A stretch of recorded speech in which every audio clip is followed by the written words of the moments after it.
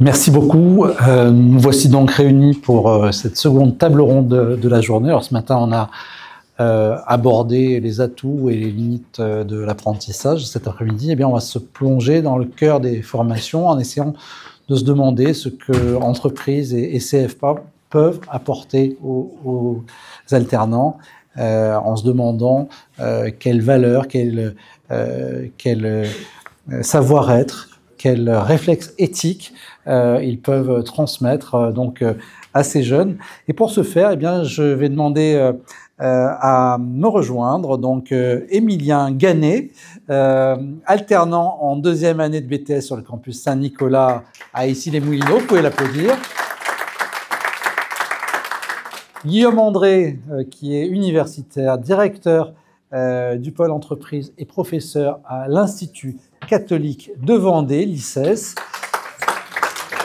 Nicolas Masson, chef d'entreprise et directeur des cahiers des EDC, les entrepreneurs et dirigeants chrétiens. Et enfin, j'ai le plaisir d'accueillir Nathalie Tretiakov, qu'on ne présente plus, adjointe au secrétaire général de l'enseignement catholique. Merci à vous quatre. Honneur aux dames, c'est avec vous, Nathalie, qu'on va aborder ce débat avec une question à laquelle vous avez déjà un petit peu commencé à répondre. Je ne vais pas vous spoiler la table ronde de cet après-midi, mais quand même. Dans quelle mesure l'apprentissage matche-t-il avec les valeurs de l'enseignement catholique? Effectivement, j'en ai même dit un petit peu ce matin. Ce que je dirais que en fait, nous, notre projet est basé sur la personne et la valorisation de la personne, le projet éducatif chrétien. Je l'ai dit ce matin, je pense que c'est vraiment une voie qui fait de la personne sa principale source, en fait, puisqu'elle permet à la fois de partir d'elle pour l'amener, elle, à se révéler, à trouver sa voie. Voilà, et en lui proposant un chemin d'éducation intégrale, c'est-à-dire qui s'adresse à l'ensemble de ce qu'elle est, corps, cœur, âme, voilà. Et j'ai envie de rajouter une deuxième chose suite à ce qu'on vient d'entendre, c'est l'accompagnement. En fait, l'accompagnement, c'est la pédagogie de notre projet éducatif chrétien. Et je crois que les quatre groupes l'ont dit, c'est-à-dire qu'une force de notre réseau, c'est de savoir accompagner, un peu comme les pèlerins d'Emmaüs. C'est-à-dire que l'accompagnement, c'est pas avoir un projet pour les jeunes, c'est accompagner leur projet. C'est être dans une véritable écoute, c'est de poser des questions, c'est d'entendre et du coup d'adapter. Et je crois, enfin je me réjouis vraiment qu'on puisse dire, je le savais déjà, mais c'est à nouveau conforté, quoi. C'est-à-dire qu'il y a quelque chose qu'on vient chercher chez nous, que ce soit les familles, les jeunes, parce que parfois les jeunes le font même avant leur famille, mais aussi les entreprises.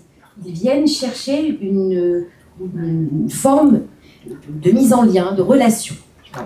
Vous avez parlé d'éducation intégrale. Est-ce que finalement l'alternance serait une éducation un peu plus intégrale que la formation qu'on peut obtenir sous statut purement scolaire? Clairement.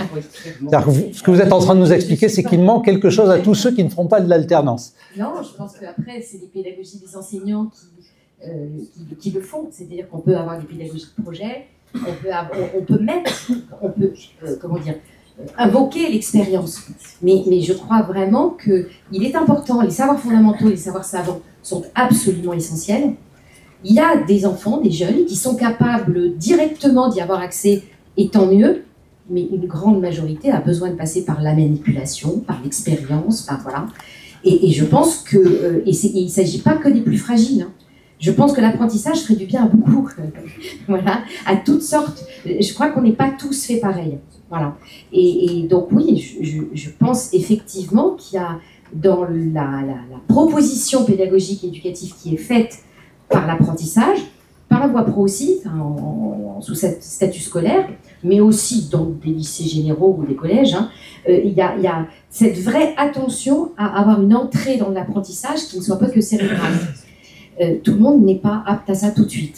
Ça peut venir après. Voilà. Et la dimension travail fait partie de la personne humaine et c'est quelque chose qui peut s'apprendre dès le plus jeune âge. Exactement. Et d'ailleurs, je pense qu'on a une responsabilité de ça, de ce côté-là, parce qu'en fait, le travail, c'est pas ce que je ferai un jour quand je serai grand, c'est sans doute une construction, ça c'est tout le travail de l'orientation et de la vocation personnelle des personnes, c'est ce à quoi je commence à me construire dès la maternelle, oui, je rebondis sur ce qui a été dit, c'est-à-dire que je pense qu'en fait, on va découvrir ces potentialités qui peuvent être extrêmement diversifiées, voilà, et que l'apprentissage peut être à un moment donné une voie importante.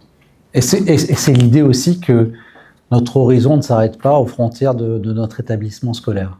Ah non, je suis fervente convaincue de l'importance pour l'école aujourd'hui de s'ouvrir beaucoup. C'est-à-dire qu'on a créé des écoles casernes à un moment donné, au temps de l'industrialisation, et je crois que c'était important. Il faut que l'école continue d'être un lieu de sécurité, mais c'est pas pour ça qu'elle ne doit pas être ouverte. Et je crois que c'est une richesse que de s'ouvrir au monde et que de découvrir aussi par l'école la manière dont je peux me conduire dans ce monde. En tout cas, la manière dont je vais pouvoir trouver ma place. Quand on a échangé pour préparer ce débat un petit peu en amont, vous me disiez finalement les pères de l'école catholique très tôt se sont tournés vers l'apprentissage, vers également le monde de l'entreprise. Est-ce que par rapport à cet héritage-là, il y a eu une phase d'oubli de la part de l'enseignement catholique? Est-ce que cet héritage revient en force d'une certaine manière avec l'alternance? Il y a peut-être une période de confort, je ne sais pas si c'est celle de l'apprentissage, mais il y a peut-être une période de confort où l'école, enfin on avait des élèves, on avait des enseignants, ça remonte un peu. Donc tout allait bien. On avait peut-être moins à se poser de questions, mais je pense quand même que c'est notre ADN ça. C'est de répondre aux besoins du moment. C'est l'attention au signe des temps, auquel nous invite l'Église. C'est-à-dire que cette attention qui fait qu'en fait, on est attentif aux besoins. Donc ça a été très fort dans les œuvres éducatives, c'est comme ça qu'elles se sont construites. L'école des filles, voilà, la scolarité pour les filles, les premières écoles d'apprentissage dans nos réseaux. Mais on le voit aussi dans la manière dont aujourd'hui, les CFA cherchent véritablement à répondre aux besoins du moment et à chercher à avoir l'adaptabilité, l'agilité et la rapidité nécessaires pour répondre à ça. Ça ne veut pas dire qu'on n'a pas un défi devant nous, parce qu'en fait, la complexité de tout ça, c'est d'avoir aussi les moyens pour le faire, et on voit bien que les métiers sont en train de changer, et qu'il faudrait presque changer parfois nos plateaux techniques. Ben, c'est faisable, sans doute, mais il faut des moyens, voilà. Donc en fait, je crois qu'on est toujours appelé à un nouveau défi, qu'on rencontre quelques difficultés, mais je crois qu'il y a une fibre, et sans doute aussi, ben, c'est aussi le fait d'un réseau plus petit, plus souple, mais il y a une vraie agilité du réseau, de l'apprentissage, mais comme je pense du réseau des établissements, mais dans l'apprentissage, une vraie agilité. Moi, j'avais été marquée au moment du Covid, parce qu'en fait, 2018, c'était juste avant, ça s'est lancé, ça s'est déployé, et en fait, les CFA, les établissements ont pris les choses très très vite. Et après, d'ailleurs, ils ont eu besoin d'organiser. Mais ça veut dire qu'il y a vraiment ce souci d'une adaptabilité aux besoins du moment. Et je pense que c'est aussi ça que recherchent les entreprises. Par contre, parfois, on n'est pas assez connecté avec eux. Donc, je ne sais pas comment on peut être encore plus connu pour être encore plus connecté avec eux. Mais voilà. Alors, il y a un terme qu'on emploie souvent quand on parle de l'enseignement catholique, c'est le caractère propre.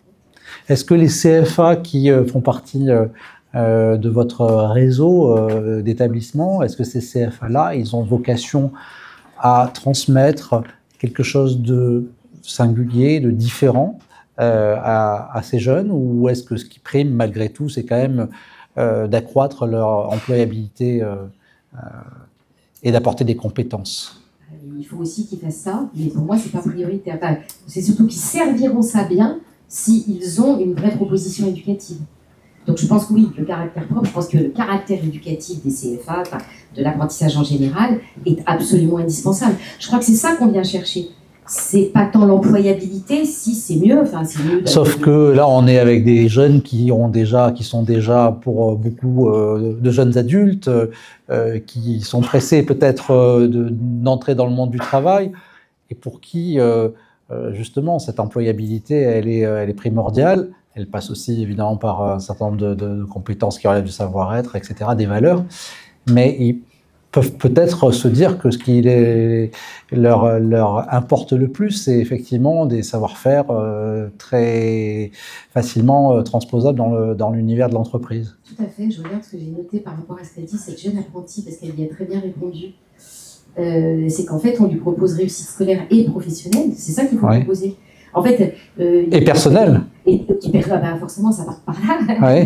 Je crois vraiment que, en fait, mais vous savez, en fait, le choix d'un établissement scolaire, soit par les familles, soit par un jeune, il ne se fait pas forcément pour les raisons qui sont forcément les nôtres au départ, mais en tout cas, il rencontre un projet. Et en le rencontrant, il le découvre, ils en sont contents, et du coup, il reste. C'est nos meilleurs ambassadeurs. Alors, je pense qu'il y a un très bon ambassadeur à ma gauche.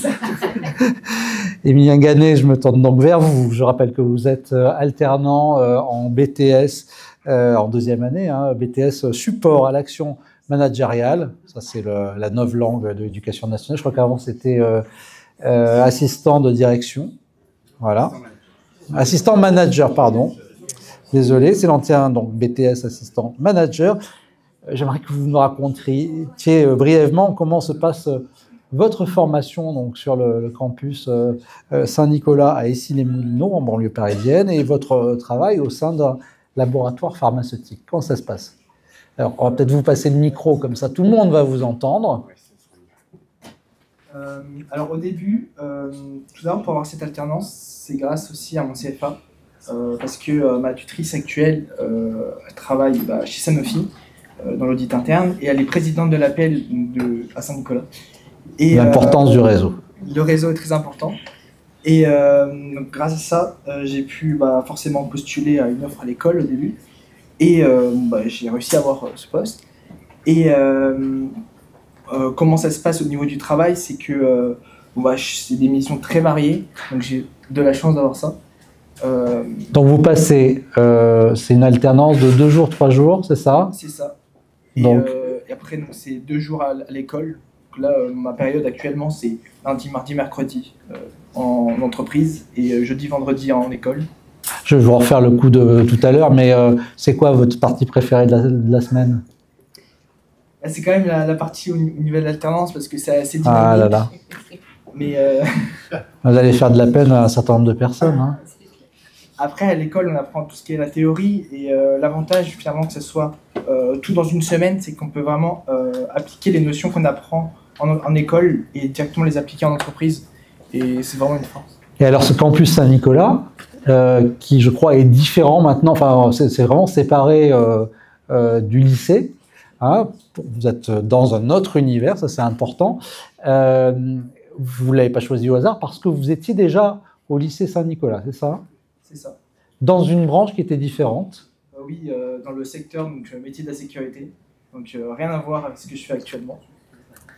Et c'est le tout est un établissement, un groupe lassalien. Quand vous êtes entré dans cet établissement, c'est la rencontre qu'évoquait Nathalie Tretiakov. On n'entre pas forcément chez les Lassaliens parce qu'on est amoureux des Lassaliens ou que sais-je. Souvent, c'est l'établissement qui est à côté, qui propose une formation qu'on a. Mais vous y êtes quand même resté. Est-ce que le fait que justement il y avait une culture, des valeurs propres à cet établissement et à cette congrégation, est-ce que ça a pesé dans votre choix, à votre avis?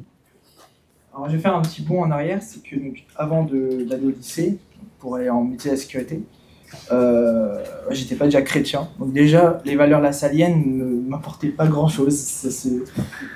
Pas... Mais là, il y a quand même un grand suspense, parce que je n'étais pas chrétien. Peut-être qu'il est devenu, on se demande tous, et on va peut-être le savoir. Donc en fait, c'est à partir de... quand je suis rentré dans le lycée, j'ai eu la chance que l'établissement m'explique vraiment... ce qu'est être chrétien, qu'est-ce qu'on fait dans le christianisme, d'avoir aussi des amis qui sont dedans, et aujourd'hui j'en ai un qui est quasiment frère, et aussi donc forcément un bon professeur de la pastorale. Donc ça m'a fait après forcément ma démarche devenant chrétien. Donc aujourd'hui, donc après vu que je suis resté dans l'établissement actuellement pour ce BTS, j'ai comment expliquer ça? Vous avez pu approfondir J'ai approfondi, je me suis dit, foi. autant rester dans l'établissement pour ce BTS-là.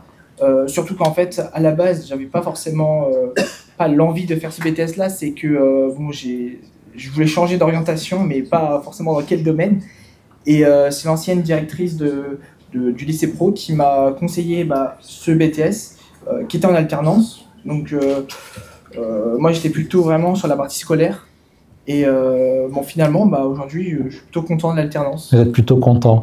Et alors, sur ce qu'on peut appeler le caractère propre de l'établissement, ce qui peut-être vous a influencé, enfin, c'est ce qu'on semble comprendre dans votre démarche, dans votre cheminement vers la foi. Ce qui a pu compter, c'était quoi? C'était le fait qu'il y ait une activité, la pastorale, c'est j'allais dire le témoignage de certaines personnes qui, sans forcément s'afficher comme chrétiens, avaient une humanité une façon particulière d'exprimer leur humanité, leur ouverture aux autres. Est-ce que c'était les valeurs un peu générales de l'établissement? Je suis désolé, hein, je vous pose des questions intimes devant plein de monde, mais vous avez le droit de sortir le joker, mais je trouve que vous avez une démarche qui est intéressante et vous en avez parlé de vous-même, donc je me permets de poser ces quelques petites questions. Aujourd'hui, ça serait un peu le tout c'est vraiment un bon établissement, c'est que il y a de l'engagement. Là, je parle au niveau plutôt lycée. Au niveau campus, l'engagement un peu spirituel, il y en a. En alternance, c'est un peu compliqué parce qu'avec l'école, il y a des problèmes d'emploi du temps. On ne peut pas forcément aller à la messe si c'est le vendredi et qu'on est en entreprise. Voilà. Mais c'est vraiment les valeurs qui sont appliquées, surtout la seconde chance qu'on offre à beaucoup d'élèves qui pourraient être très bien refusées ailleurs. Les valeurs saliennes, donc c'est un peu le tout. Et j'aime bien l'atmosphère. J'ai un peu mon réseau tout professionnel et personnel du coup. Bon, vous êtes heureux d'être dans cette voie, semble-t-il, et dans cet établissement. Merci beaucoup pour votre témoignage. Guillaume André, vous êtes, je le rappelle, directeur du pôle entreprise au sein de l'ICES, institut. Alors attention, hop, je suis devenu chrétien apprenti. C'était ça ou chômeur? C'est vrai que présenté comme ça, ça pourrait faire des vocations. L'ICES, qui est donc une sorte de catho, je vais vous oser un grand mot, à La Roche-sur-Yon et sur d'autres campus, je ne m'abuse, dans le Grand Ouest. La Roche-sur-Yon. Voilà, exactement. Un établissement comme le vôtre doit-il s'appuyer sur l'anthropologie chrétienne pour mieux armer différemment les alternants? Oui, bien sûr. La raison d'être de l'ICES, c'était de répondre aux besoins du département à l'époque qui n'avait pas d'enseignement supérieur. D'abord pour former des profs pour les lycées et les collèges et les écoles maternelles. C'était ça le but de la direction d'enseignement catholique à l'époque. Aujourd'hui, on est vraiment là pour servir le territoire. Mais évidemment, il faut avoir un message différent. Il faut avoir et on s'est beaucoup appuyé sur la dimension chrétienne, anthropologique. Alors sur la partie apprentissage qui date de 2017 à l'ICES, et la création de ce pôle entreprise qui était là pour justement casser les murs entre le monde universitaire qui peut être sur son rocher intellectuel et le monde professionnel, donc la création de ce service, et en prenant en compte la dimension globale, intégrale de l'homme qui est et la valeur travail, le travail, la participation à la création, et la création, ça passe par justement l'apprentissage. C'est un bon moyen de dire à nos étudiants qu'est-ce que vous allez apporter en co-créateur. Donc c'est un peu là-dessus qu'on s'appuie pour le développement de l'apprentissage. Et alors c'est quoi? C'est des valeurs, des savoir-être, des vertus qu'on essaie de transmettre? Oui, alors d'abord on vient à la fac pour chercher un diplôme. Soyons clairs. Sinon, c'est quand même le numéro 1. Même si on sait bien que les employeurs, ce qu'ils cherchent, c'est pas spécialement le diplôme, les études le montrent. Mais nos profs, et quand les étudiants et leurs parents mettent leurs étudiants chez les autres, c'est quand même pour qu'ils aient le bac, qu'ils aient après, nous c'est une licence, un master. Donc premièrement, c'est quand même des compétences. Deuxièmement, alors le savoir-être. Alors on parle de ça, mais clairement, moi je le vois bien quand mon métier c'est de rencontrer les professionnels tout le temps. Pourquoi ils veulent un stagiaire de l'ICES? Pourquoi ils veulent un apprenti de l'ICES? Parce que il va bien se comporter. Mais pardonnez-moi, comment ça se fait en fait? Est-ce que c'est parce que vous avez que des enfants de bonne famille qui viennent chez vous, ou est-ce que vous leur faites un petit lavage de cerveau qui les rend polis? Je sais pas. Alors d'abord, on essaie de les rendre polis. On leur dit dès le premier jour qu'il faut dire bonjour, qu'il faut se lever quand un prof rentre, qu'il faut se tenir bien et pas avoir de jean troué et ne pas avoir le nombril à l'air. Donc ça, c'est des choses de base. Mais je veux dire, aujourd'hui, c'est tellement surprenant qu'on enlève un écouteur quand on rentre dans l'établissement, qu'on enlève sa casquette. Et donc rien que ça, c'est des choses toutes bêtes. Mais les maîtres d'apprentissage, ils adorent ça. Enfin, c'est ce qu'ils veulent. Et quand on a un étudiant qui ne correspond pas à ça, je prends l'exemple, on a une fille de Master 1 qui rentre en droit fiscal. Elle rentre dans la direction des finances publiques. J'ai trouvé. Et j'ai un appel le soir même, en disant, mais monsieur André, c'est quoi? Et donc voilà, on la reçoit, etc. Bon. Parce que souvent, les employeurs, ils osent plus dire tout ça. Hein, vous êtes patron, j'ai un autre exemple, licence pro notariat, jupe trop courte, décolleté trop profond. Hein, et le notaire nous appelle en disant, mais moi, à lycée, je pensais pas que je pouvais avoir ça. Et alors, ils sont pas tous des jupes longues plissées, hein, pour faire caricatural. Et donc, voilà. Donc, et il a jamais osé lui dire. Donc, il a fallu que nous, avec une prof femme, etc., on puisse parler de tout ça. Mais si personne le fait, parce qu'aujourd'hui, les parents ne le font pas forcément, les baskets, ça peut se porter, mais pas n'importe comment. Enfin, il y a plein de choses toutes bêtes. Et nous, on passe du temps. Et le service pour je ne sais pas si vous étiez là ce matin, mais on a évoqué ça avec une DRH qui nous expliquait que pour accueillir les alternants, ça avait été, enfin, l'accueil massif d'alternants avait été l'occasion de définir un code à respecter qui comprenait notamment toutes les questions relatives aux vêtements. Une chemise pour les hommes, etc. Ouais. Donc on est un peu à cheval là-dessus, pour le dire comme c'est. Et c'est ce qu'attendent. Vous ne sentez pas conservateur? Ah non, pas du tout. D'accord. Parce que je sens que c'est de l'employabilité pure et dure. Donc, et c'est ce que nous demande le monde professionnel. Ce qu'ils n'osent pas dire, ils nous le disent à nous. Donc on est le messager. Et puis en fait, on est parents aussi. Enfin, voilà, ce qu'on dit à nos enfants, on le dit aussi d'une autre façon, mais c'est quand même ça. Donc le savoir-être, c'est avant tout de la politesse. Ça va au-delà, j'imagine. Aujourd'hui, c'est du savoir-être. Mais vous avez en effet essayé d'aller un peu plus loin, et je pense que ça, c'est aussi ce qui nous anime. Comment est-ce qu'on peut aller au-dessus, au-delà des compétences, au-delà des savoir-être? C'est justement, le monde professionnel appelle ça les valeurs, le sens, etc. Nous, on appelle plutôt ça les vertus, parce qu'on s'appuie sur à l'ICES, beaucoup sur les 4 vertus théologales. Je continue. C'est pas toujours facile d'enchaîner. Surtout sur le chargement des vertus. Et donc, nous, on a ici en licence, il n'y a pas ici. Aujourd'hui, c'est au niveau des masters. On propose à nos étudiants en master de s'inscrire dans le magistère Sapiens, qui est basé sur les 4 vertus cardinales, plus un engagement. On les a mis à la sauce professionnelle. Donc, là, par exemple, la vertu de prudence devient le bloc de compétences agir de façon avisée. La vertu de tempérance va devenir agir avec maîtrise. La vertu de force va devenir agir avec, c'est pas conviction, mais enfin, je sais pas, je me souviens plus par cœur. Et voilà, on passe les 4 vertus comme ça, plus on leur demande un engagement associatif, civil, tout ce qu'on veut, militaire.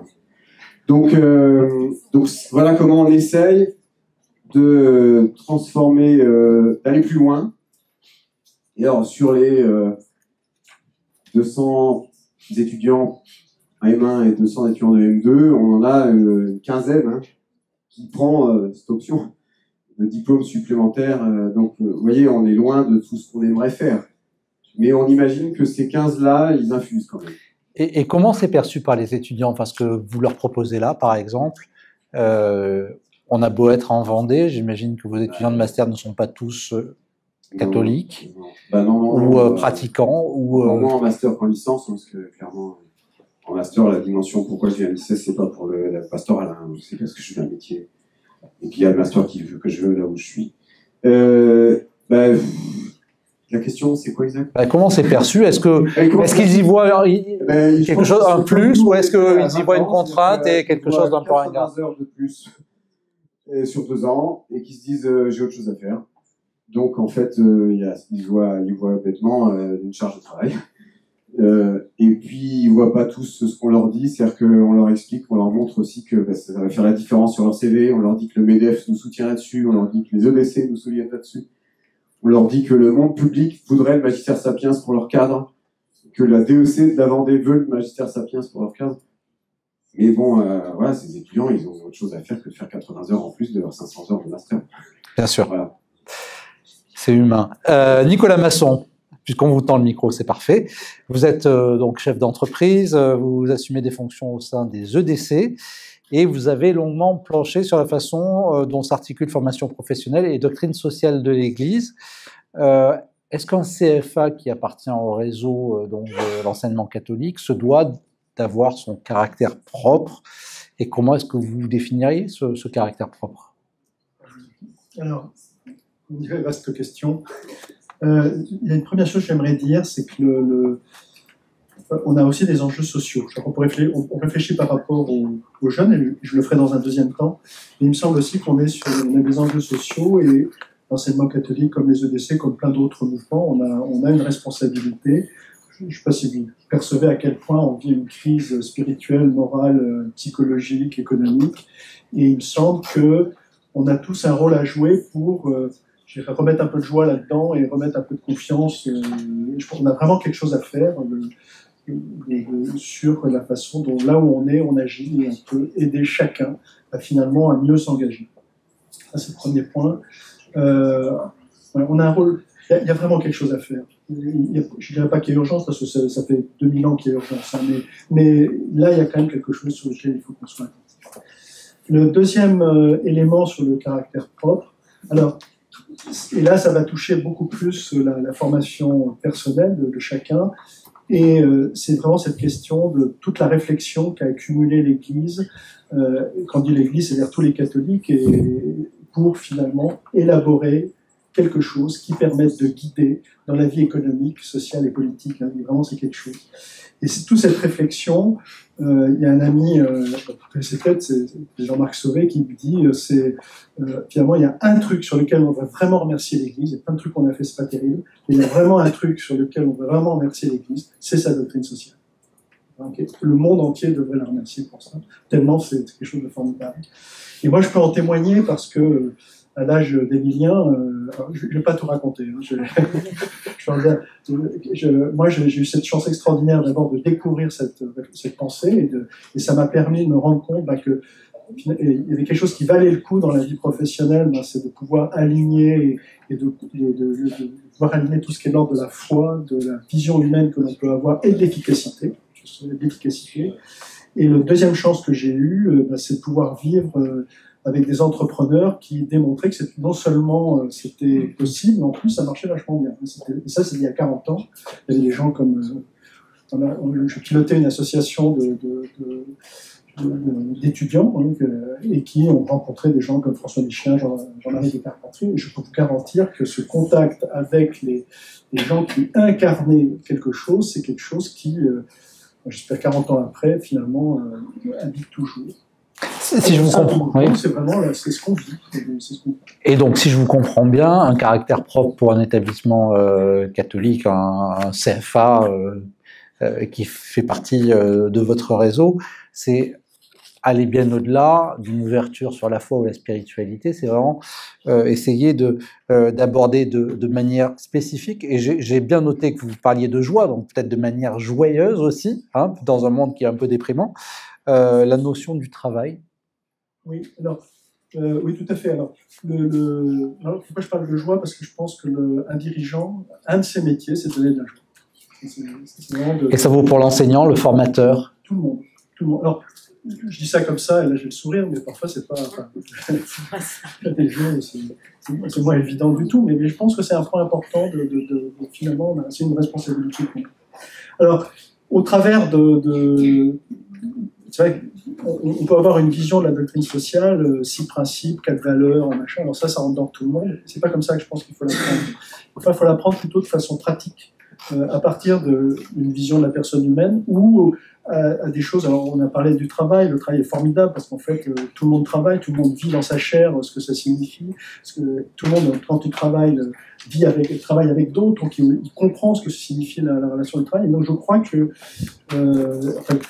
une certaine expérience comme ça. Ça fait 30 ans que j'accompagne des apprentis. En relecture de ce qu'ils vivent en stage. Et c'est des moments que je trouve absolument passionnant parce que les gens parlent des problèmes et je peux vraiment retravailler autour de la question du travail, sur la façon dont je le vis, la façon dont je le vis avec mon maître d'apprentissage. Ce sont des façons tout à fait formidables de faire découvrir des choses et de partager un certain nombre de choses. Alors pour vous qui êtes dans la salle et qui avez pour pas mal d'entre vous donc des alternants dans vos centres, combien d'entre vous effectuent avec ces jeunes un travail dit de relecture, qu'on pourrait, un terme cher aux jésuites et pas seulement aux dominicains, aux saliens, etc. Est-ce qu'il y a vraiment dans vos établissements, pour ceux qui sont dans des établissements, un travail de relecture du temps passé par l'alternant, à la fois dans sa formation et sur le terrain dans les établissements? Est-ce que personne ne lève la main, c'est parce que ça ne se fait nulle part ou... Il faut peut-être expliquer ce que c'est. Peut-être que vous le faites sans le... Tout à fait, c'est ça. Je peux. Allez, mais bien sûr. La relecture, ça consiste, de façon très concrète, à raconter ce qu'on a vécu personnellement. Enfin, pour ça, je pense qu'on va reposer la question après. Et de regarder ce que finalement ça fait sur soi, sur les autres, et d'en tirer un certain nombre de leçons. Alors, il y a plusieurs écoles de relecture. Il y a l'école jésuite, où on attaque beaucoup sur les émotions et les perceptions qu'on a, et des écoles plus dominicaines, où on va plutôt travailler sur l'observation de la réalité, la façon dont on l'aperçoit. Mais le principe est toujours le même. Je prends le temps de raconter, et ça se forme. Ça se forme assez facilement.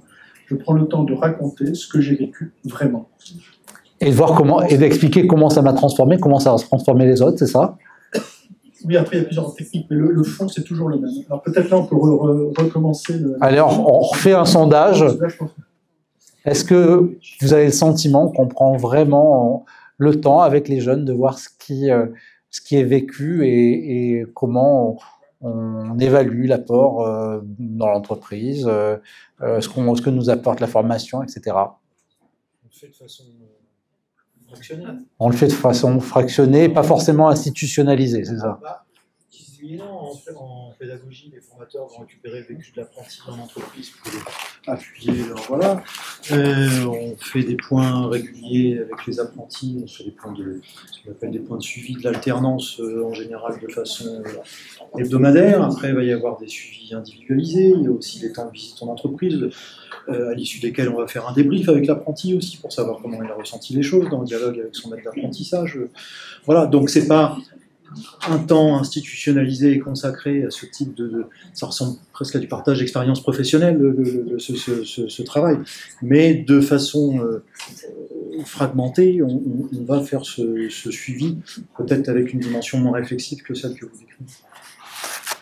Merci beaucoup. Juste en quelques mots, parce que c'est peut-être pas, on va pas s'appesantir sur cette question de relecture, mais je trouve que c'est très important parce que ça fait partie de ce qu'un établissement et ce que d'ailleurs l'entreprise peut apporter aux jeunes, et puis ça rayonne, ça bénéficie à tous. Vous préconisez quoi? À la fois un travail de relecture individuelle et un peu de temps, un petit temps collectif. Enfin, comment est-ce que vous voyez les choses? Alors, brièvement. Hein. Je n'ai aucune préconisation aussi précise. Je pense qu'il faut le faire. Après, il y a plein de... Vous avez évoqué du suivi individuel. Parfois, on a des problèmes de moyens, donc on fait des suivis beaucoup plus larges, auquel cas il y a d'autres méthodes d'animation de groupe. Moi, j'aurais plutôt tendance à dire il y a plein de méthodes, il faut le faire. Et même si ce n'est pas de la relecture, ça peut s'appeler du débriefing, voilà. C'est peut-être moins connoté, que sais-je. Mais ça, par contre, peut-être le point, c'est que il y a une vraie valeur ajoutée à apporter, une différenciation à avoir, parce que on a vu des apprentis un peu partout, et ça ne se fait pas partout. Et il y a peut-être un savoir-faire à développer. Il y a quand même de la compétence à développer sur la capacité de développer la relecture. Alors, j'ai une question un peu poil à gratter qui me vient, mais savoir-être, politesse, on est gentil avec le patron, avec le maître d'apprentissage, etc. Mais parfois, on met les pieds dans des entreprises cauchemardesques. Non, j'exagère, vous n'avez pas de partenariat avec ce type d'entreprise, mais on peut très bien se retrouver confronté à une situation dans laquelle eh bien, la personne humaine n'est pas franchement respectée, dans une entreprise dans laquelle on va prendre des décisions qui vont porter atteinte à l'environnement, d'autres choses. Est-ce que former des apprentis, c'est aussi les amener à avoir une réflexion éthique, critique, et le cas échéant, à dénoncer des choses qui ne vont pas, ou à partir, ou à prendre position? Qu'est-ce que vous en dites, Nicolas Masson? Alors, je dirais beaucoup de choses là-dessus. J'espère qu'on est tous d'accord sur le fait qu'il est nécessaire de savoir désobéir. C'est vraiment nécessaire et qu'il faut savoir être. Et je pense que, et de dire non. Et je pense qu'on partagera tous l'opinion que la période est assez favorable à ce type de situation. Après, ça appartient à chacun. Mais voilà, la question qu'il faut se poser, et moi-même, j'ai quitté une grande boîte parce qu'après avoir écrit 3 notes pour expliquer ce que je voyais qui m'allait pas. Il m'a fait comprendre que les notes étaient très bien, mais que bon, je les remercie parce que c'est ce qui m'a permis de créer mon entreprise. Je pense, oui, il faut être capable de désobéir. Oui, il faut être capable de dire ça va pas. Mais il faut être capable. Mais par contre, ce qui est fondamental, c'est savoir pourquoi on le dit. Voilà pourquoi je dis ça. Et si je le dis, c'est que, en fait, si je désobéis ou je suis contre quelque chose, c'est que j'obéis à autre chose. Je pense que là-dessus, il y a vraiment un travail de fond à faire sur pourquoi je désobéis. Guillaume André, est-ce que vous apprenez à vos apprentis à désobéir quand il le faut? Car il le faut parfois. Je pense qu'ils n'ont pas besoin de nous là, actuellement. Oui, mais peut-être qu'il faut leur apprendre à désobéir à bon escient. Exactement. Par contre, il faut leur apprendre à désobéir. D'abord, nous, le sujet, c'est surtout qu'ils nous en parlent avant qu'ils aient désobéi, en fait. C'est-à-dire qu'en gros, avant qu'ils aient claqué la porte, que le service relations entreprises, en gros, le tuteur, tout ça, qu'on ait eu un échange un peu d'adulte à adulte avant qu'il soit dans le sanguin, quoi. Ça, c'est un peu nouveau quand même. Donc nous, on les prévient. Maintenant, on leur dit, en effet, vous avez le droit de pas vous plaire quelque part. Vous allez être peut-être face à des situations qui vont vous heurter. Par contre, maintenant, je saurais quoi dire. C'est si vous désobéissez, à quoi vous obéissez. Je pense que ça, par contre, je pense que c'est très très juste. Et nous, on est là pour accompagner une sortie de façon propre. C'est pas forcément une sortie, mais c'est oser dire oui. À un moment donné, y compris pour le bien de l'entreprise. Oui, il y a des choses qu'on pourrait améliorer, il y a des choses qui peut-être ne sont pas acceptables. Et parfois, on tombe face à des gens qui n'en avaient même pas conscience et qui sauront vous remercier. Oui, alors après, le remerciement, ça peut s'entendre de deux façons. On peut être mis à la porte ou être remercié chaleureusement. J'ai heureusement pas trop d'exemples. J'ai plus d'exemples où l'apprenti vient nous voir en amont, en off avant, en disant voilà, on a la rencontre apprenti bientôt. J'ai pas une bonne relation, ou bien on me demande des choses que je trouve pas bonnes, etc. Comment je peux aborder ça? Est-ce que vous pouvez m'aider à l'aborder? Donc ça, là, on peut faire avancer l'entreprise aussi, si elle est disposée à avancer. Donc, voilà. Clairement, aujourd'hui, on est un peu plus confronté à ça qu'avant, mais je pense que on est tous un peu Émilien Gannet, est-ce que c'est quelque chose qui a été abordé dans votre formation, qui est abordé, enfin, j'imagine qu'on vous apprend à effectivement à être poli, à vous inscrire dans un cadre hiérarchique qui nécessite évidemment d'obéir la plupart du temps. Mais est-ce que on vous dit, ben voilà, vous êtes un être humain doué d'un esprit critique et d'une conscience morale, et peut-être parfois on peut être amené aussi à être vigilant. C'est quelque chose que... Comment vous voyez les choses, vous? Au niveau de l'école, on nous apprend qu'il ne faut pas non plus obéir à tout. C'est vrai? On vous apprend ça? Qu'il peut y avoir des limites à certaines choses, et qu'il ne faut pas que ça mise à l'environnement, même l'environnement au niveau de la nature. Il y a plein de choses. Après, moi, jusqu'à aujourd'hui, je n'ai pas eu jusqu'à désobéir. J'ai eu d'autres cas, mais... vous avez des cas où c'était au niveau relationnel avec le personnel, enfin, les collaborateurs. Où, en fait, moi, au niveau de mon poste, j'ai 3 assistants, et donc j'aide les 3 assistants. Et il y avait une des assistants qui m'insultait un peu plus sur ma personne à moi que sur le travail que je faisais, mais moi je le prenais aussi personnellement. Et elle m'isolait on venait dans un open space et elle m'isolait dans des salles quand elle m'engueulait, et entre guillemets. et donc on m'a fait comprendre que moi au début, je pensais que c'était Vous le preniez personnellement. normal, mais Ah oui. personnellement, je me disais je suis peut-être pas assez bon pour le poste que je fais actuellement. Et finalement, en fait, on m'a dit que c'était pas trop normal, mais que c'était un peu le rôle entre guillemets de faux chef, on va dire, mais que c'était fallait le dire quand il y avait des moments qui n'allaient pas, parce que c'est vrai qu'à ce moment-là, le soir, je rentrais, j'avais un peu une boule au ventre, et je me disais donc je suis peut-être pas forcément fait pour ce poste, est-ce que je dois plutôt quitter l'alternance et votre établissement vous a aidé à remettre les choses en place? Oui, les formateurs m'ont beaucoup aidé. Il y a eu des contacts pris avec l'entreprise? J'ai pas forcément eu besoin, c'est surtout on m'a demandé directement d'aller voir d'autres personnes, ma vraie tutrice, ma tutrice qui Votre maître d'apprentissage? Mon maître d'apprentissage, Oui. d'en parler, et finalement c'est en fur et à mesure en parlant que on va se calmer. D'accord. Nathalie Tretiakov, il faut aussi cultiver l'esprit critique des jeunes, sachant que l'esprit critique, ça ne veut pas dire on critique tout, mais on se renseigne, on conforte nos opinions, on confronte à ce qu'on a appris, etc. Ça vaut aussi. Ouais. Oui. C'est quelque chose qui vaut aussi pour ça vaut, l'apprentissage, et pas seulement dans les classes. Oui, voilà, mais pas seulement. L'éducation. Oui. L'éducation, je crois, quel que soit l'âge, mais c'est vrai qu'à partir du moment où on se confronte au monde du travail, il faut apprendre quel est ce monde. Et puis j'espère qu'il y a eu des choses aussi qui ont été construites avant, mais je pense que l'esprit critique est absolument essentiel. Il est absolument crucial aujourd'hui. Et je dirais que oui, désobéir, c'est exercer une forme d'esprit critique, mais il y a le fait de le faire, mais il y a surtout comment je vais le faire. Et ça, ça relève de notre éducation, de notre projet d'éducation. Comment on apprend à un jeune, ou à un plus petit d'ailleurs, à savoir qu'il peut dire non, mais qu'il le dira pas n'importe comment. C'est-à-dire qu'il y a une façon de dire non qui respecte l'autre. Et il y a une façon, et là c'est pareil pour le maître de stage qui prend, c'est surprenant le truc d'enfermer dans une pièce à côté.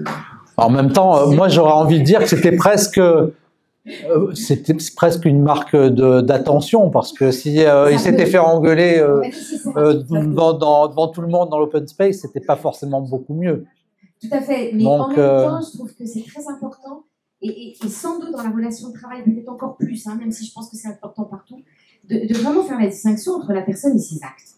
Voilà, et qu'on peut dire quelque chose de façon extrêmement assertive, c'est-à-dire respectueuse de l'autre, pour lui dire ça va pas, et je peux même le dire devant les autres, parce que de toute façon je ne porte pas atteinte à la personne, je dis que je suis pas d'accord. Voilà. Et ça, je pense qu'aujourd'hui on en a vraiment besoin, que c'est peu travaillé, parce que ça part en vrille très vite, quel que soit le lieu, et qu'on a une vraie exigence éducative de ce côté-là. Je vois qu'il y a une volonté de réagir de la part de votre voisin, Nicolas Masson. Ça m'inspire quelque chose, à la fois ce que tu as dit, c'est dans le travail. Alors je vais réutiliser le terme de relecture, mais vous m'en voudrez pas. Une question que j'ai beaucoup travaillé, c'est comment tu travailles avec ton tuteur, ton maître d'apprentissage. Comment tu fais? Comment ça se passe? Et de façon à ce que le jeune, il y a 2 points qui me sont essentiels. Il s'autorise un certain nombre de choses pour améliorer le travail. Et souvent, ils n'osent pas. Enfin, on n'ose pas parce qu'on se dit c'est comme ça. Et la deuxième, c'est de prendre en compte qui est le tuteur, de manager en fait. Et de dire, dans le fond, mon tuteur, qu'est-ce qui est important chez lui, qu'est-ce que j'en fais. Et ça, c'est une séance qui surprend toujours, et qui est toujours incroyablement riche, parce que ça permet de comprendre que le tuteur n'est qu'un tuteur, et que moi j'ai des choses à dire, et que je peux les dire, et donc c'est dans cette séance-là on va éventuellement travailler la façon dont on va dire ces choses-là. Voilà, c'était une petite réaction. Alors, dans le prolongement de vos propos, est-ce que vous pourriez nous dire, est-ce que vous avez le sentiment que le rapport au travail a changé dans la génération qui est celle d'Emilien? Est-ce que le rapport au travail a changé dans toutes les générations qu'on a rassemblées dans cette salle? Et que donc, nécessairement, ça a des teints aussi sur les plus jeunes. Quel est votre regard? Là, vous tendez un piège. J'adore. Précédent, mon métier, c'était mon cabinet faisait de la sociologie sur la question des jeunes, notamment la question des jeunes. Alors, essayer de le faire, de pas endormir. Il y a plusieurs points. La première, c'est qu'on ne peut pas répondre de façon lapidaire à cette question, et parce qu'elle suppose que la façon de voir le travail chez les jeunes serait homogène, ce qui est totalement faux, et c'est également totalement faux chez les personnes anciennes. Donc, moi, je crois que c'est le premier élément. Et de plus, quand on connaît au travers de la sociologie, et toutes nos enquêtes l'ont montré, les différenciations entre générationnelles ont beaucoup moins de pertinence que deux éléments clés, notamment le cycle de vie. C'est le cycle de vie, je suis jeune étudiant, je suis jeune travailleur et je m'amuse, je fonde une famille, ainsi de suite, et puis je suis retraité. Voilà. Qui est très marquant sur les comportements. Et puis le deuxième élément, c'est les questions sociales. Quelle est l'origine sociale et culturelle? Tout ça, c'est des éléments qui sont beaucoup plus marquants. Tout ça pour dire que moi, j'aurais tendance à inviter tout le monde à arrêter de mettre les jeunes dans des cases. Les jeunes cons, vieux cons, enfin, vous voyez, on est tous dans... Voilà, d'arrêter de mettre dans une case, et plutôt d'avoir les grilles générationnelles peuvent être utiles, mais plutôt comme de grilles de lecture face aux jeunes qu'on a en face de nous. Et qui seront aussi utiles face aux plus anciens qui sont en face de nous, parce que c'est sensiblement les mêmes. Je sais pas si j'ai envie de faire réagir Emilien, j'ai envie de savoir ce que vous pensez. Déjà, comment est-ce que vous voyez votre rapport au travail? Est-ce que aujourd'hui, pour vous, le travail, c'est une grande partie de votre horizon? Enfin, voilà, vous vous dites, voilà, priorité au travail, ou est-ce que vous vous dites, même dans les années à venir, avant même d'avoir fondé une famille, j'ai envie d'avoir un équilibre entre vie au travail et vie personnelle? Est-ce que vous avez le sentiment que vous avez envie de faire un peu comme ont fait vos parents, de faire un peu différemment? Déjà, juste au niveau de mon parcours, c'est assez différent. Aujourd'hui, je suis alternant chez Sanofi. Donc, c'est un peu destiné, là, ce que je fais en BTS-SAM, c'est de faire l'administratif. Et déjà, mon avenir constructif, déjà, je sais que déjà qu'après mon BTS-SAM, j'étais allé encore dans une autre partie du travail, c'est-à-dire plutôt aller dans l'informatique ou en métier technique. Donc déjà sur l'aspect du travail, chaque fois moi c'est que je vais changer au niveau de métier, on va dire, je joue beaucoup. Mais ça par exemple, typiquement, voilà, on n'arrête pas de répéter aux jeunes d'aujourd'hui qui vont effectuer 20 métiers dans leur vie. Vous commencez déjà au niveau des études, vous allez être bien armés à mon avis. Il suffit de miser sur les bons métiers. Ouais. Oui, c'est ça. Mais est-ce que vous voyez, enfin je sais pas, c'est vrai que des gens un peu plus âgés, souvent ils ont fait l'essentiel de leur carrière dans la même entreprise. Alors dans la même entreprise, ça devient de plus en plus rare, c'est vrai, mais effectivement dans la même entreprise, en tous les cas dans le même métier ou dans la même famille de métiers. Et vous, visiblement, ça vous fait pas peur de changer, d'acquérir de nouvelles compétences, c'est ça? Non, ça me fait pas peur. En fait, c'est surtout l'envie de découvrir de nouvelles choses, Alors, en vrai, les anciennes générations, c'était souvent, forcément, on reste dans le même travail, on fait la même chose. Nous, aujourd'hui, on change vraiment très vite, et c'est un peu notre force, c'est aussi un peu notre faiblesse, parce que pas forcément à chaque fois dériver le métier. À un moment, ça va me jouer aussi un peu en lacune, on va dire, où j'aurais pu faire un parcours vraiment plus évolutif. Or que là, j'arrive pas à le faire un peu des zigzags. Ça, c'est Guillaume André, c'est une chose importante de préparer vos vos étudiants et vos alternants à une vie professionnelle qui sera probablement faite de rebondissements, de périodes où on n'aura peut-être plus d'emploi et où il faudra changer de métier. Enfin, c'est en tous les cas ce qu'on prédit à beaucoup de jeunes. Comment est-ce qu'on fait pour armer des jeunes gens et les aider à rebondir? Je pense que ça, c'est le métier de l'université. Avant l'apprentissage, c'est le métier de l'université de donner des moyens intellectuels pour travailler dans plein de domaines, quel que soit finalement le domaine dans lequel on travaillera. On peut avoir fait une licence de sciences, filière RH, où tous les exemples sont possibles, inimaginables, mais c'est le boulot de l'université de donner les outils. Donc ça, je pense qu'on sait faire et c'est pas nouveau. Et donc, moi, je suis vraiment pas inquiet sur la capacité des jeunes, et puis après des moins jeunes, de changer de métier, d'évoluer, parce qu'ils auront eu, par la fac, puis après par leurs compétences professionnelles, acquis des compétences qui peuvent transposer. On est passé d'ailleurs de la discipline à la compétence, donc ça veut bien dire que la compétence elle est transposable d'un métier à un autre. Donc ça, moi, je suis vraiment pas inquiet là-dessus. Et pour répondre à votre question, qui en effet qui est un peu une question de journaliste, hein, je vous sur le fait est-ce que les jeunes d'aujourd'hui... C'est dépréciatif comme terme quand même. Hein. Je le fais exprès.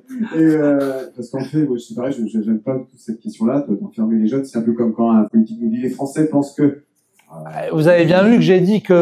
Ouais, bon, non, mais c'est vrai, c'est un peu raccourci. Alors, allons-y. Et donc, finalement, moi, je pense que les jeunes que je vois, et je pense que les jeunes que vous voyez dans vos établissements, c'est nous, 20 ans avant. Enfin, je veux dire, ils cherchent à respirer quand c'est faisable. Ils cherchent à des fois donner le meilleur d'eux-mêmes quand ils sont avec une bonne bande de potes. Enfin, c'est exactement les mêmes que nous. Enfin, moi, je vois pas de différence. Par contre, je vois que la société a changé. Ça, c'est certain. Mais le fond de l'homme à 20 ans, comme je les vois moi, c'est des gens extra. Et si on leur met les moyens de se donner dans la vie pro ou dans la vie asso, ça sera génial. Donc pour moi, je partage tout à fait ce que tu dis. Donc vous n'avez pas vu d'évolution manière, enfin, voilà, des tendances en tous les cas chez genre une partie significative des cohortes sur le rapport au travail. Vous disiez que maintenant c'est devenu compliqué, il faut leur apprendre la politesse. Oui, c'est ça, mais finalement c'est pas eux, parce que le jeune, quand on lui apprend la politesse, il est poli. Hein.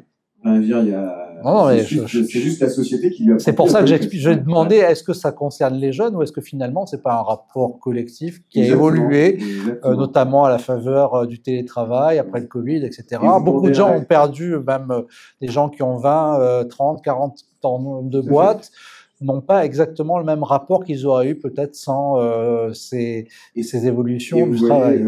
Et pour aller dans ce sens-là, clairement, vous demandez à un RH ou à un manager si le problème c'est la jeunesse ou si c'est le comportement, c'est-à-dire que vous pouvez avoir 40 ans et avoir un mauvais comportement, et donc finalement c'est pas tellement le sujet. Alors on va demander à un manager qui est à votre gauche, qu'est-ce que vous attendez au juste en tant que chef d'entreprise, de dirigeant, qu'est-ce que vous entendez d'un alternant, et je reprendrai aussi ce qu'on se disait tout à l'heure, finalement, éventuellement de sa capacité à pointer des choses qui pourraient être améliorées, pour dire les choses poliment. Le dirigeant, c'est comme le français, ça n'existe pas. Donc ça va être la réponse. J'ai dit le dirigeant que vous êtes. Arrêtez, vous allez encore me dire que c'est une question de journaliste.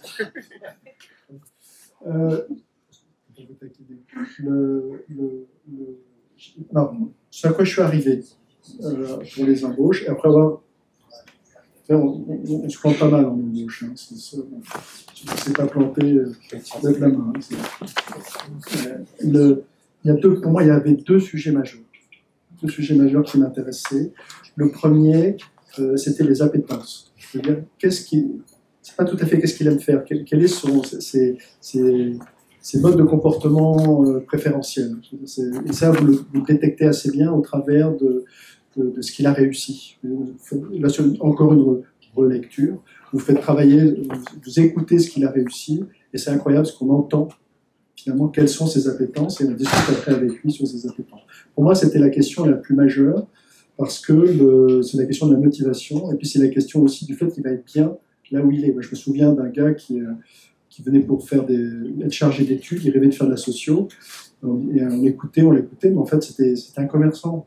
Donc, on lui dit, mais t'es sûr que tu veux faire de la socio, t'es sûr On m'a dit, écoute, tu reviens dans un mois, va voir 2-3 autres personnes qu'on va t'indiquer, parce que là, on sentait le bon commerçant. Et effectivement, il est devenu commerçant. Comme quoi, les études de sociaux, ça peut mener quelque part. C'est une bonne nouvelle, hein. Voilà, donc ça c'est comment? C'est une bonne nouvelle. Ça c'est le premier élément et ça me semble absolument majeur. C'est majeur de comprendre quelles sont les appétences. Le deuxième élément, c'était plutôt le sens de la responsabilité, c'est-à-dire la capacité à prendre en charge quelque chose, un domaine, un objectif, une relation client, et de prendre en charge. Quand j'entends prendre en charge, c'est-à-dire d'être capable de faire tout ce qu'il faut pour que ça marche, y compris d'embêter, de faire ce qu'il faut, éventuellement nous mobiliser, nous motiver, voire de nous dire ça va pas du tout, mais pour moi, c'est pour le bien de l'entreprise. Ouais. Ça, pour moi, c'est c'est-à-dire quelqu'un qui est capable d'assumer des responsabilités, mais qui se sent aussi partie prenante du collectif qu'est l'entreprise. Il prend en charge vis-à-vis de nous, vis-à-vis de lui-même, vis-à-vis de ses collègues, vis-à-vis de l'entreprise. C'est ça. J'aimerais aussi vous demander comment finalement cette période de l'alternance elle est toute particulière, parce qu'on est un peu à cheval entre la partie de la vie où on se forme, où on s'éduque, et puis celle où on est pleinement dans l'opérationnel, on est fonctionnel au sein de son boulot, etc. Et là, on est un peu entre les deux. Et comment, ce que vous me disiez quand on a échangé il y a quelques jours, comment finalement, c'est une période clé qui va peut-être influencer toute notre vie, la façon dont on voit le monde de l'entreprise. C'est intéressant de prendre par rapport au premier poste, les années d'alternance, et de l'autre côté, les quelques années du début. Enfin, c'est très peu finalement, et c'est pas les mêmes. Je ne saurais pas très bien décrire, mais je pense que c'est pas tout à fait la même chose. Et ce qui me semble majeur, c'est pour le jeune, c'est ses premières expériences, parce que ça va le formater. Vraiment le formater de façon très forte. Je vais vous raconter deux histoires, c'est les mêmes que je vous ai racontées, mais moi elles m'ont marqué, et c'est très, très intéressant. Une positive, une négative. La négative, c'est dans un directeur d'établissement, quelqu'un qui finalement nous raconte ce qu'il a fait à la demande de son supérieur hiérarchique, DRH de cet établissement, et en fait, qui lui avait demandé, je caricature et je suis gentil par rapport à ce qu'il lui avait demandé, en fait, d'espionner tous ses collègues et lui faire un rapport discret. Franchement dégueulasse. Et il raconte ça vachement, parce que c'est très amusant d'espionner, il y a plein de films là-dessus, il était très heureux de raconter ça. Et puis, il voyait ses collègues qui le regardaient. Donc, ses pairs, les alternants. C'était dans le débriefing. Ouais. Je parle de débriefing, pas de... Et puis tout d'un coup, il s'est tué. Il s'est tué. L'après-midi, il n'a pas dit un mot. Et le lendemain, il est revenu en me disant, écoutez, je vous remercie, j'ai compris, ce que j'ai fait, je ne le ferai jamais plus. Vous voyez, c'est tout simple. Donc j'imagine que cette personne n'ait pas eu la chance d'avoir ses collègues pour le regarder comme ça. Imaginez. Voilà. Et moi, j'en ai une pour moi. Je raconte parce qu'elle m'a... Et d'ailleurs, celui qui me l'a fait vivre, qui était mon premier patron, ne s'est même pas rendu compte de ce qu'il m'a fait vivre. Et un jour, je dirigeais un chantier et je négocie un marché. Et vous savez, quand vous négociez c'est un marché d'électricité, je fais la dernière négociation, je verrouille bien, je relâche un peu, tout ce qu'il faut faire. Hein. Et j'étais, disons, à 1,2 million. Et puis le soir même, je reçois un fax. Et je lui dis, c'est toi, c'est OK, c'est bon, on démarre. Et je reçois un fax le soir, 1 million. Et un concurrent dit, je vous le fais à 1 million. Vous imaginez 200 000 €, c'est quasiment le quart de la marge d'un chantier de bâtiment. C'est le quart de la marge d'un chantier de bâtiment. Vous imaginez? Et moi, j'étais comme ça en me disant, mais qu'est-ce que tu fais? Et qu'est-ce que tu fais? Donc, j'appelle mon patron, qui me dit, raconte-moi ce qui s'est passé. Ben, écoute, voilà, je le raconte, et il me dit, mais tu lui as dit que c'était lui? Je lui dis, oui, je lui ai dit que c'était lui. Il m'a répondu, et pourquoi tu m'appelles? Vous imaginez, pareil, l'impact que ça a eu. La valeur de la parole donnée. Et je pense que c'est pour ça que le travail sur le chef est très important pour le jeune, d'arriver à prendre conscience. Et donc, cette phase d'alternance, d'apprentissage, c'est un moment clé, un moment privilégié parce qu'on est un peu entre les deux mondes. absolument clé. Ouais. Est-ce que, Emilia, vous avez le sentiment qu'à un moment donné, il y a une bascule, on était, j'allais dire, avant tout alternant, apprenant, élève, et puis à un moment donné où on devient pleinement salarié, comment est-ce que vous l'avez vécu, vous, ou que vous le vivez? Alors, il n'y a pas forcément une bascule dans le terme qu'on pourrait voir.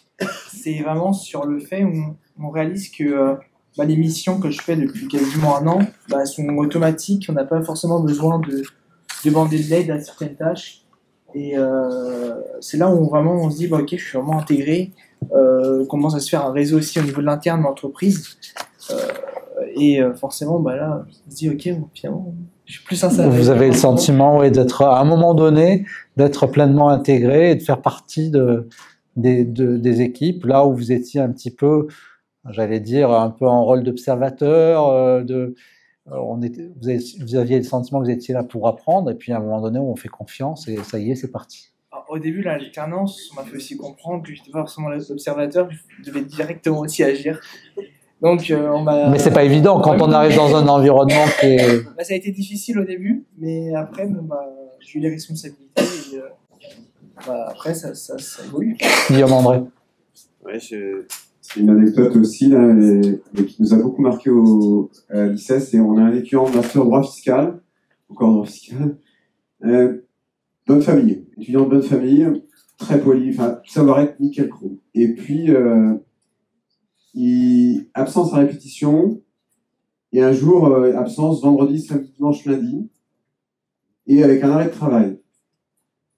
Et je le crois pas, en fait. Je pense que je dis non, ça il nous mène en bateau. Donc, je mène l'enquête.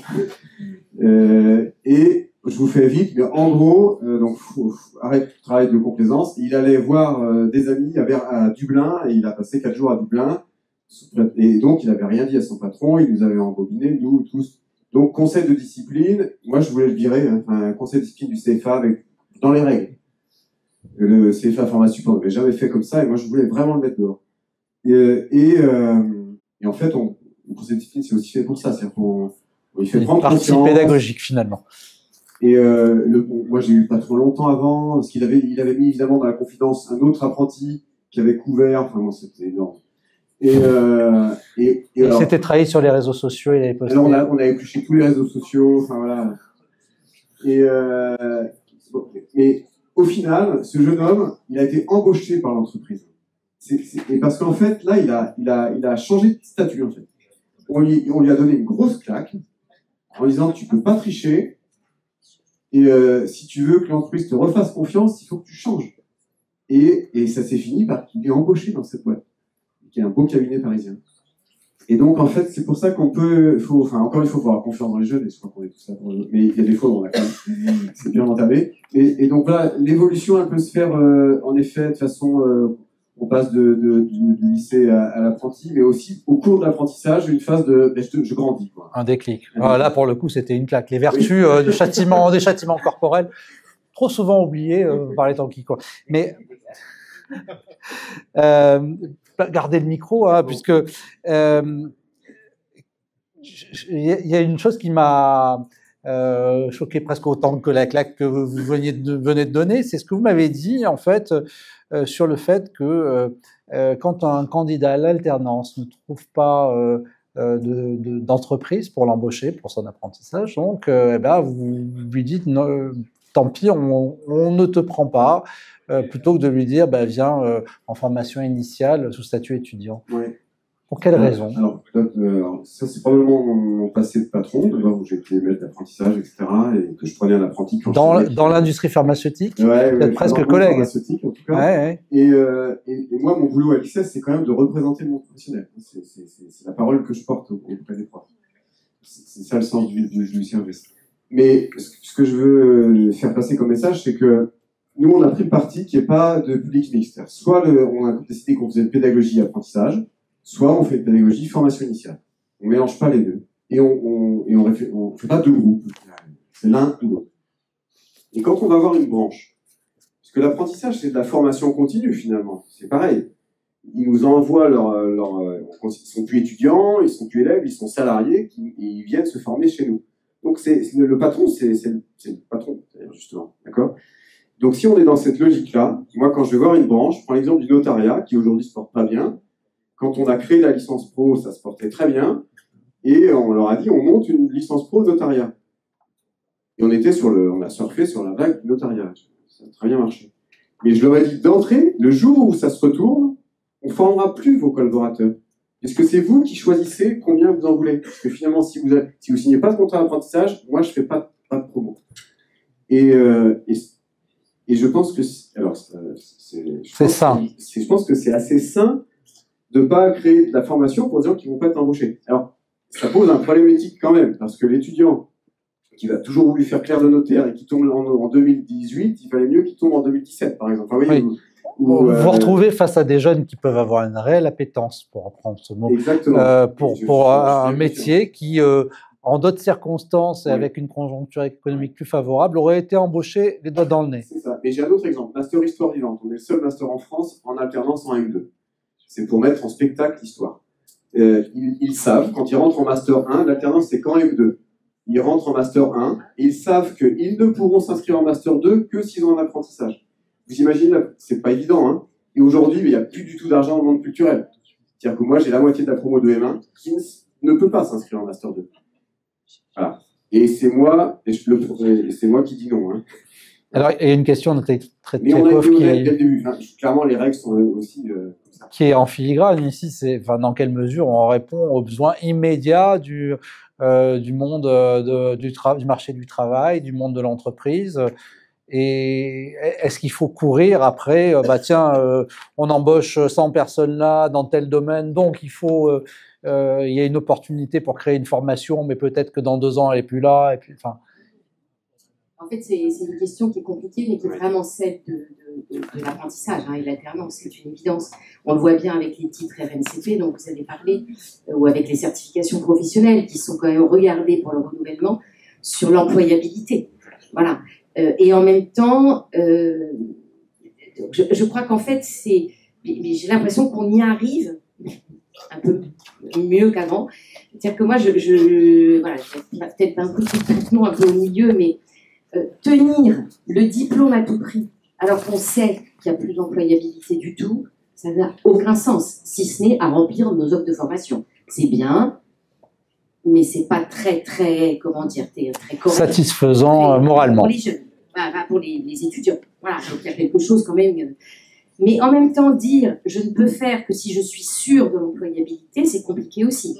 Parce que sinon, c'est chaque entreprise qui ouvre sa formation, elle fait voilà, donc il y a quelque chose quand même à tenir d'une formation générale et d'une formation professionnelle. Voilà, donc j'imagine bien la complexité dans laquelle vous êtes, qui est celle que je connais quand je dois renouveler des titres, en me disant est-ce que ça va passer. Voilà, mais en même temps, il faut qu'on garde un peu les deux, quoi. Et ce que je trouve incroyable, là, du coup, je reviens sur ce qu'a dit Emilia tout à l'heure, c'est que je pense que les jeunes, ils sont aussi capables de se construire un parcours à partir des études qu'ils font. Et c'est pour ça que je suis assez admirative des parcours VAE. Je trouve qu'on est en train d'entrer dans le pays du diplôme. Hein, et je m'en réjouis. On est en train d'entrer dans une vraie philosophie du parcours de la personne. C'est-à-dire de dire la personne, elle a droit de faire des choix différents en fonction de son évolution. Même si elle est partie dans un BTS très ciblé, peut-être que demain, elle va pouvoir aller jusqu'à un doctorat ailleurs parce que le chemin l'aura permis. Voilà, et ça, je trouve que c'est une vraie force qu'il faut qu'on garde. Mais le pays du diplôme, enfin la France, a toujours été le pays du diplôme pour le meilleur et pour le pire, au sens où le diplôme nous enferme un peu souvent dans un secteur. Là, ce qui apparaît, c'est un parcours qui se construit sur la durée et d'ailleurs au-delà de la formation initiale. La question, c'est peut-être celle de la formation continue, dans quelle mesure les CFA doivent aussi accueillir Emilien dans 5 ans, dans 10 ans, dans 20 ans, quand il aura fait le tour d'un peu tous les métiers de la place et qu'il y en aura un nouveau qui apparaîtra. Mais, en tout cas, ce qui est sûr, c'est que je pense qu'on est aujourd'hui en train d'ouvrir des choses dont vous êtes, à mon avis, ici dans cette salle, les premiers acteurs, et qui aideront justement à faire évoluer l'école, le collège, le lycée, en amont. et les voies générales, etc. Parce qu'on est en train, en fait, de découvrir qu'effectivement, cette voie du diplôme, passe ton bac d'abord, ensuite, si tu es au-dessus de 10, tu vas en voie générale ou technologique, si tu es en dessous de 8, ça n'a aucun sens. Donc on est en train d'ouvrir toutes ces voies-là, et c'est aussi la loi de 2018 qui nous a remis l'accent dessus, la loi de liberté, pour la liberté de choisir son avenir professionnel. C'est-à-dire que bien sûr que oui, la formation tout au long de la vie, c'est ça qu'il faut penser dès le départ. C'est pas simple, et du coup, ça bouscule en fait tout le monde. Et ça nécessite agilité, souplesse, et à mon avis, quelque chose que vous avez dit aussi très fortement dans les retours tout à l'heure, ça nécessite de faire réseau. Je pourrais prendre en charge véritablement le parcours d'un jeune qui fait comme ça, ou de plusieurs jeunes, puis avec certains qui font comme ça, quand même encore. Je pourrais le faire si on le fait en réseau ensemble. C'est-à-dire que si moi, la solution n'est pas chez moi, je pourrais lui dire, là, ou dans telle région, au niveau du supérieur, tu pourras trouver quelque chose qui te convient.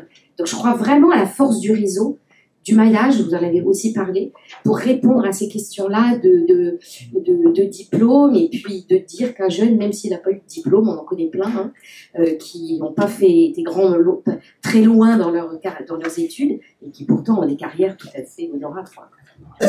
Alors, dans le monde du travail, il se passe en ce moment, vous l'avez tous remarqué, des bouleversements assez considérables, pour ne pas dire sidérants, avec la diffusion de l'IA qui va bousculer, voire ringardiser, voire annihiler un certain nombre de métiers, et d'autres métiers qui vont probablement apparaître et prendre leur essor. Qu'est-ce qu'on fait quand on est un CFA, quand on réfléchit à la tête de l'enseignement catholique, à toutes ces questions-là? Comment est-ce qu'on aborde la question? À la tête de l'enseignement catholique, on est hyper content que ici, là, ils réfléchissent à tout ça avec les étudiants. Non, je pense que c'est des vraies questions. Je suis absolument pas quelqu'un qui va me dire pro ou contre l'IA. Je pense que l'IA est là et qu'il faut faire avec elle. Et qu'il y a plein, si je prends l'inclusion, mais heureusement qu'on a l'IA. Si on prend la différenciation aussi. Par contre, effectivement, pour les métiers, il y a plein de questions qu'elle pose, et il y a plein de questions éthiques. Les premières questions qu'on est en train de se poser, c'est des questions autour de l'évaluation, l'écriture des mémoires, voilà. Et pour moi, c'est des faux sujets. En tout cas, ça, la peur du plagiat, ça s'appelle plus du plagiat. Ça s'appelle de l'intelligence humaine qui va devoir rendre l'intelligence artificielle suffisamment intelligente pour que ce qu'elle lui permet d'écrire, ça se voit pas que c'est pas lui qui l'écrit. Ça s'appelle de la triche. Enfin bon. Non, mais il peut plus. La triche demande un peu d'intelligence. Ouais, mais là, honnêtement, avec l'IA, on peut plus faire pareil. Et en fait, ce que je trouve intéressant dans l'IA, ça n'empêche pas toutes les dérives, c'est qu'en fait, elle a besoin de l'intelligence humaine. D'où le propos. Nicolas Masson, justement, alors je ne vous demande pas vraiment de décrire ce que l'IA va produire en termes de bouleversement dans les différents métiers, mais sur cette dimension éthique là, qui nous occupe, qu'est-ce qu'on doit apprendre quand on est à la tête d'un CFA, dans un CFA, qu'est-ce qu'on doit transmettre dans une entreprise, sur la dimension éthique. Est-ce que la doctrine sociale de l'Église avait prévu l'essor phénoménal de l'IA? Heureusement qu'il y a eu la dernière question, parce que j'allais faire un joker. Alors, sur la question de l'IA, oui, c'est une question qui habite beaucoup la doctrine sociale. Léon XIV en a parlé dès son premier discours, donc c'est pas rien. Et on est en cours d'élaboration de toute une réflexion sur l'usage de l'IA, avec une idée clé, c'est qu'on ne sait absolument pas où on va, mais qu'il faut s'en occuper. Et la question, elle est profondément éthique. Et vous avez, je pense, sur ces questions-là, il y a un document exceptionnel qui a été sorti par le Vatican, qui s'appelle Antiqua et Nova, qui vous résume, je pense, c'est vraiment en termes d'éthique, c'est vraiment le sommet de l'art aujourd'hui. Et il y a à la fois dans les deux premiers chapitres, une présentation de la façon dont l'IA se situe par rapport à la personne et la comparaison entre les différentes intelligences qui est extrêmement pertinente et permet de reposer le sujet totalement différemment. Et la deuxième, c'est des critères de jugement. Avec cette idée que peut-être tout ce qui est techniquement possible n'est pas nécessairement souhaitable. C'est là où c'est pour ça que tout à l'heure je disais, de temps en temps, il faut être capable de dire non. Il y a peut-être des choses quand même, il faut arrêter de penser que tout ce qui est faisable se fera. Peut-être. Ou devrait se faire. Je dirais un point, c'est qu'au niveau des EDC, on a lancé une réflexion sur, et en fait avec d'autres mouvements dans le monde, pour finalement essayer de repérer tous les usages positifs de l'IA, pour essayer d'essayer de comprendre finalement de façon plus pratique comment on peut l'utiliser. Un tout dernier mot, parce qu'on me fait signe qu'il faut passer à la séance des questions-réponses, mais Nathalie Tretiakos. Une chose que n'a pas l'IA, c'est la relation humaine. Donc c'est une incitation à cultiver davantage encore la relation humaine. Merci infiniment à vous quatre, merci à vous tous pour votre attention.